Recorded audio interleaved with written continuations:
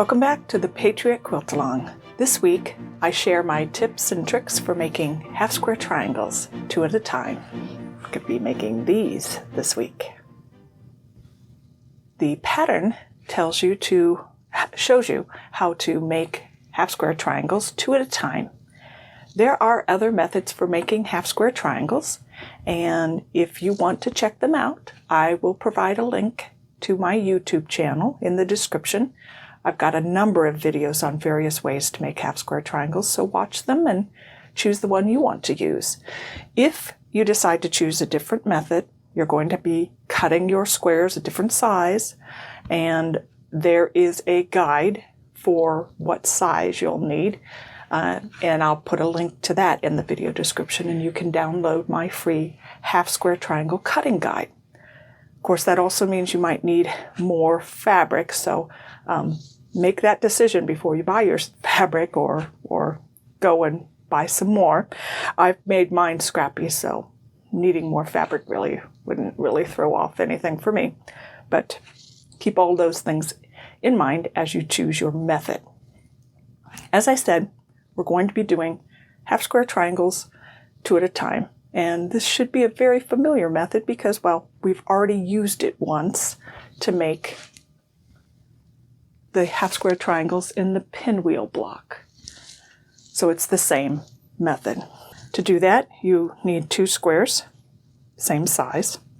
You will be using the white and then the red 1 fabric for making these.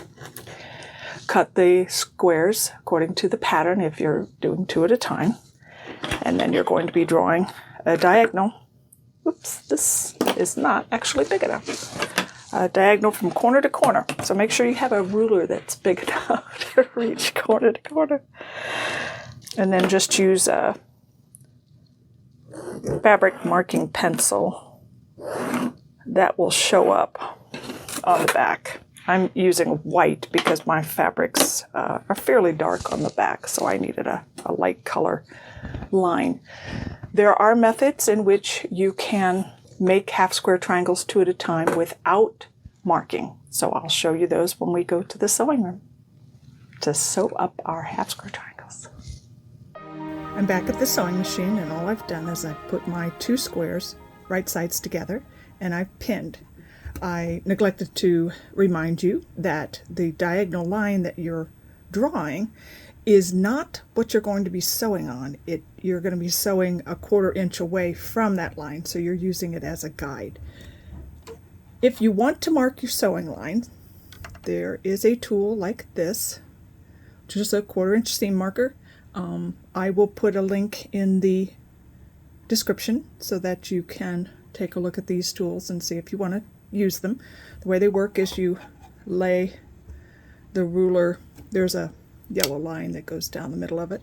You lay it on your squares so that the yellow line goes from diagonal to diagonal, and then you take your marker and you mark on either side of the ruler, and you'll get a 1/4 inch away from the center, and that's what you're trying to sew. So let me go ahead and sew this one. Notice, by the way, that I sew on and off of a little scrap of fabric. It's important, especially when you're sewing onto a point, that you give your feed dogs something to grab onto. So it's very important that you use, that's like a leader and then an ender. So very important that you do that. Otherwise, you'll end up with a thread nest on the back of your squares, so not fun.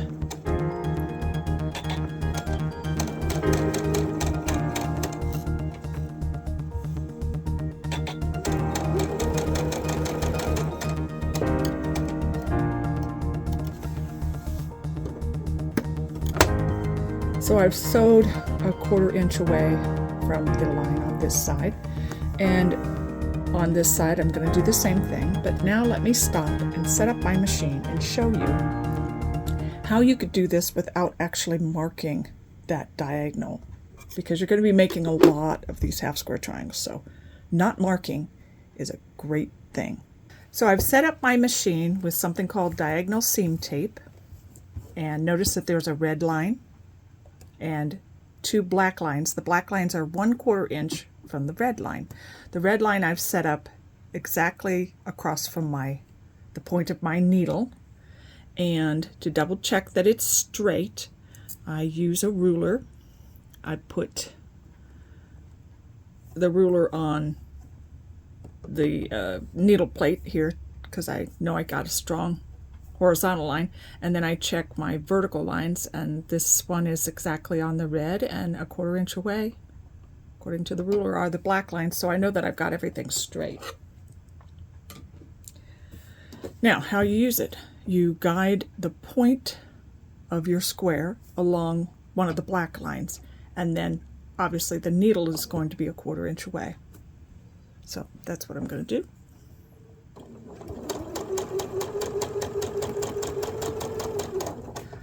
You're going to need a long piece of this diagonal seam tape because this is a pretty long diagonal. And the corner back here I am keeping on this black line, and as I sew I will guide it along that black line, maintaining that 1/4 inch. So see, again, by having my point here, my needle's 1/4 inch away. So that's how you can do it without marking. You can get the same effect with a sewing laser. I use this one. I will link to it in the video description. It has, by the way, it has a Velcro on the bottom that attaches to the top of my sewing machine, and then I've got this little on-off switch, runs on batteries. So you just have to set it up exactly as you would the diagonal seam tape. I'm sorry, at this point, excuse me, I would set up my laser to be the black line, so I'd set it up on the edge of my foot. And then I take my fabric square and I'm drawing the point along the laser. Let me turn off this light so you can see the laser better. I'm going to use the point of my fabric along the laser line, and that will help me sew 1/4 inch away. So that's how you would do it. Those are 2 no mark methods, which will make making these half square triangles a lot faster. And then lastly, but not leastly, I will show you what you will do if you're using your AccuQuilt cutter to make these half square triangles. With those familiar with AccuQuilt know that when you cut your triangles, they come out like this with a little flattened end. The dog ears are already cut off. So all you do is match those flattened ends together, and you can pin or not pin, right sides together, and then you're just going to sew 1/4 inch from this edge.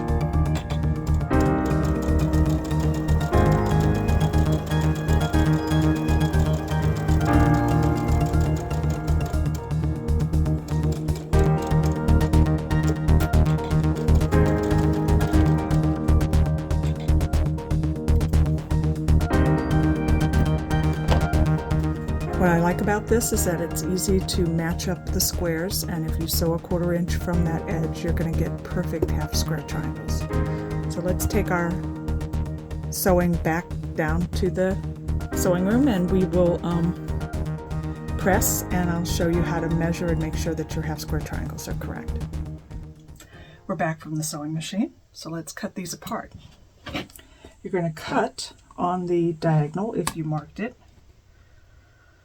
Otherwise, just line your ruler up corner to corner and cut.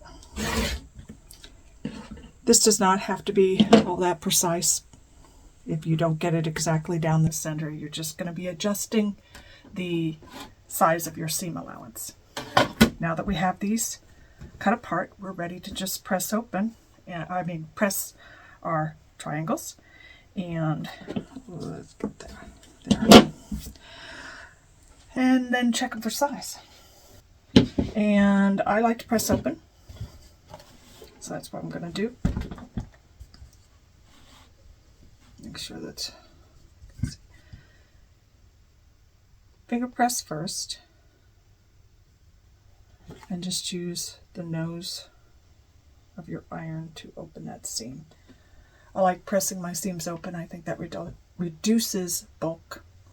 I find also that it gives me a little bit more accurate blocks.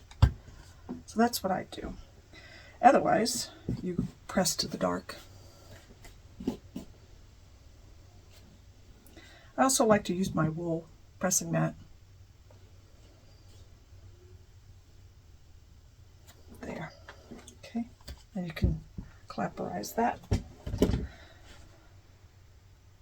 My clapper will help the weight of it, and also just the wood helps radiate the heat back down so that you're seeing a much flatter block. Now that we have that pressed, we just need to check to make sure it's the right size. Use the 45-degree line on your ruler. Put it on the diagonal of your half square triangle. And then trim these two sides. Get out of the way. Rotating cutting mat. Very, very useful for this. I'm cutting two sides, but I'm not cutting into myself. So that's those two sides. Whoops. And I'll turn it around. I'll cut the remaining two sides. Again, I'm going to use my diagonal, the 45-degree line on my ruler on the diagonal. Cut this side. Trim that side. Now, one of the things people don't like about the 2 at a time method is having to trim. You have to trim all 4 sides. Let's take this other one and let me show you a shortcut. What you can do is take this. This is a special ruler. It's called the Quilt in a Day triangle square up ruler. I'll put a link to it in the video description so you can go check it out. You can use it to trim up your triangles before you press. So what you do is there's a line on the ruler that says 4.5. I don't know if you can see that. It says 4.5. I'm going to take this line and put it right on the seam line, my sew line. And also I'm going to take this diagonal and put it right at the point, so I'm trimming equally on both sides. Then I'm only going to trim one side. Trim this other side. And because I have not pressed it yet, I'm actually trimming all 4 sides. So now what I can do is go and press the seams open or to the side. However, I will have the dog ears still. So to get rid of the dog ears, all you do is you turn it upside down. Once again, put the measurement that you're trimming to on the sewing line, stitch line, and center that diagonal line. Okay, and then you can trim here and trim there, and notice what I'm doing is I'm lopping off those dog ears. So now when I press this, it will not have any dog ears on it. So I can press it open or press it to the side. If you wanted to press it to the side, let me show you how. I would finger press it first, and then use the nose of my iron just to nudge that over, and then let the weight of the iron sit on it, and that will press it really flat. A wool pressing mat really does help too. There. And notice I don't have any dog ears, and it's already trimmed to the correct size. And the AccuQuilt cut and sewn half square triangles are also the same size. I should check them just to make sure, but they come out the right size. So in just a few minutes, let me arrange these pretty. In just a few minutes, I have 4 half square triangles. You make 120 half square triangles and trim them to size. Now we need to sew them together.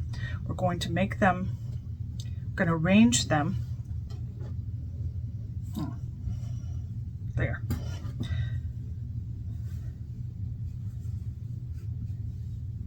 There you go. Arrange them like this, as shown in the pattern. And we're going to sew these 2 together and press, and then these 2 together and press, and then sew the block together and press. I would, with all these corners, points coming together, I would personally press open.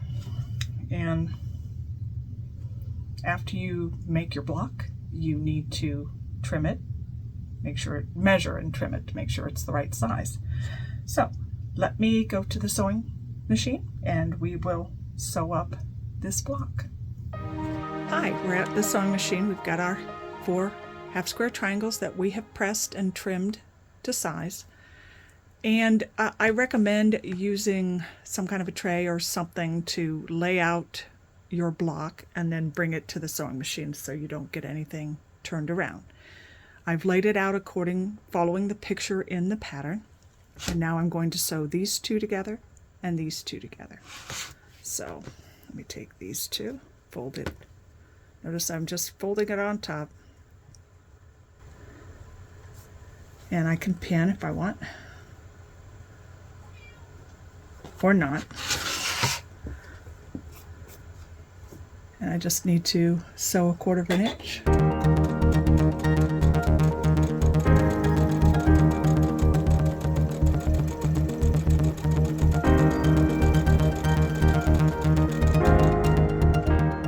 Then I will take these 2, top of each other, right sides together. So 1/4 inch away.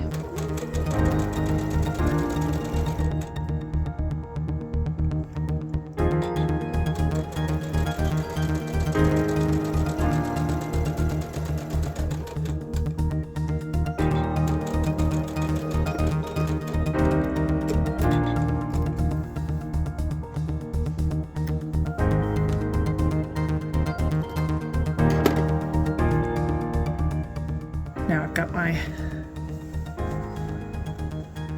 them like that. You can press to the side, opposite directions if you want, or press open. Right now I'm just going to finger press.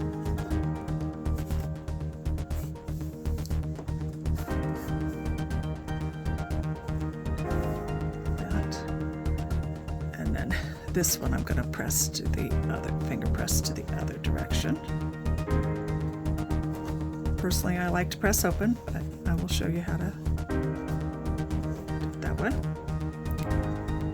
So now, since one's pressed that way, this one's pressed that way, when I put them right sides together, they'll be in opposite directions, so the seams will lock. I would definitely, even if you're not a pinner, I would definitely go ahead and pin here. I do tend to pin at the ends and then in the middle there.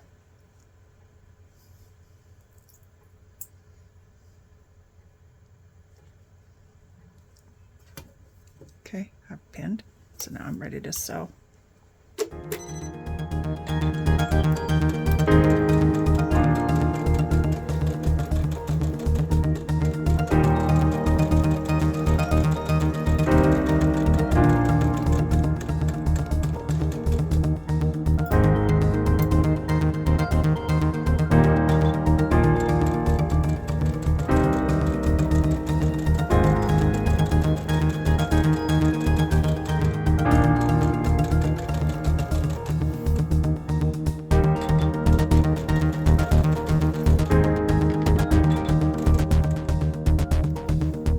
That seam is bulky in the center there because I did not press open, but I will probably press this last seam open, and let's go down to the ironing room and press that last seam. We're back from the sewing machine again, and now we've sewn our block together, and it looks like this. Now that I thought about it, I would recommend pressing your seams to one side and then to the other side, because you'll be able to pinwheel or spin that center to reduce bulk. Otherwise, I would press open, which is what I typically do. So if you've pressed to the side so that you have opposing seams and they've locked and you've sewn your 1/4 inch, then for this final part, if you want to spin your seams to reduce bulk in the center, then all you do is take it and just twist to break a few stitches there in the center.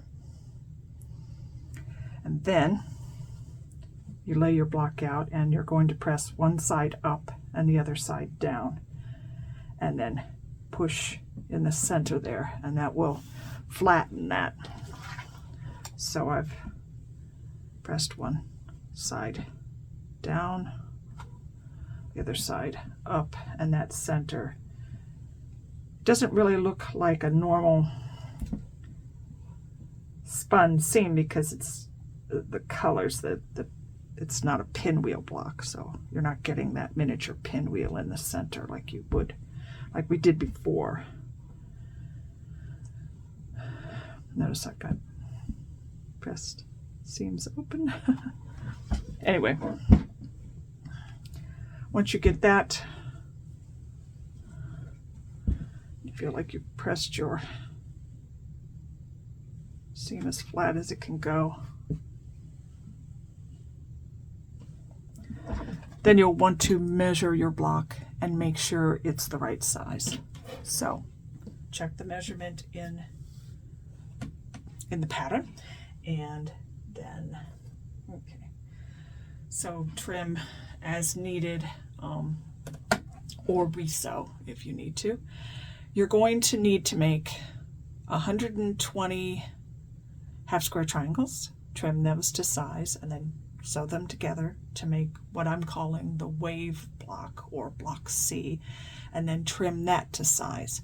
And you'll end up with 30 of these wave blocks, and of these, the wave block, and, or let me see, I guess the pattern, it's that, the wave block.